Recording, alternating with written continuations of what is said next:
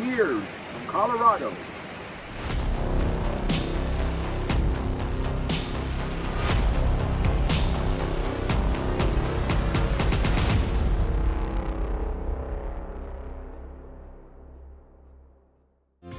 Well, this is the Birdsby Mine. In 1928, this was put together and brought in here and purchased. This place has been an oil refinery for foods during the Great Depression, and then in World War II, it made ammunition, mining some of the minerals out of the mountains up here. Amazing what you see in Colorado. We took a short drive into Creede from the Marshal Park campground, which is where we were staying. It's located on the Rio Grande River just a few miles southwest of town. Creede was the last silver boom town in Colorado during the 19th century. The mines there ran from 1890 all the way to 1985. So here we are up in Creede, and we're going to take you through the mining loop right in here, the mining museum area. There's some really cool stuff to see back in here, so let's go ahead and start rolling, and we'll see what we come across.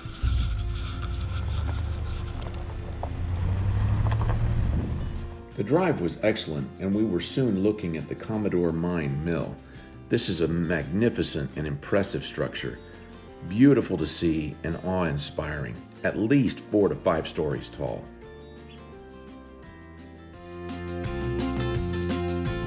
Behind me, that's going back down in the valley we just came up. Over on the other side, you can see that's where the ore carts and everything would come around from the mill. It's all hand built.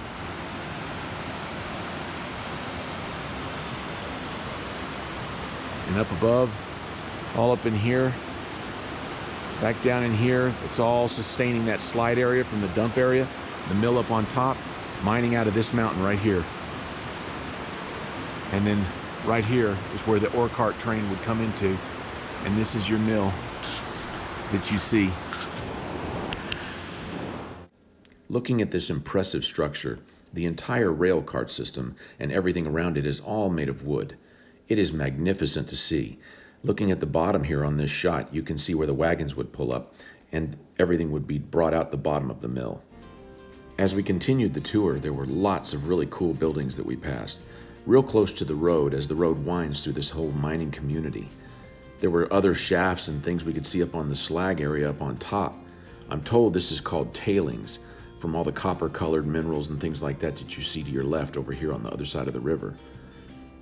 As we went up the rest of the road, we ventured on up, but the water just kept coming through, and in one part of the road, it had actually washed out the roadbed.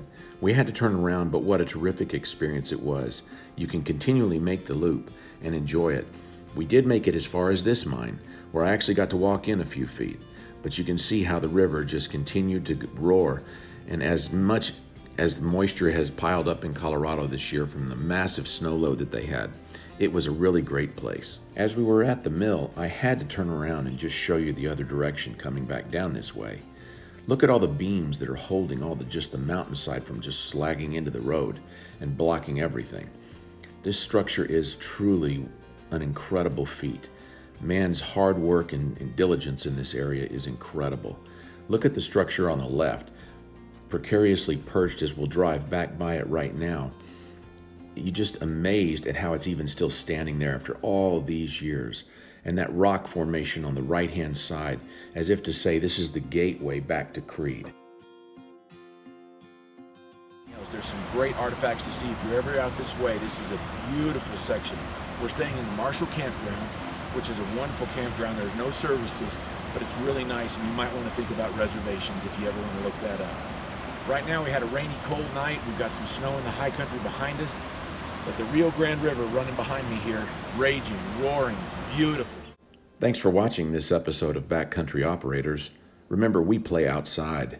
Click the like button if you enjoyed this video, and we'll see you out there on the trail.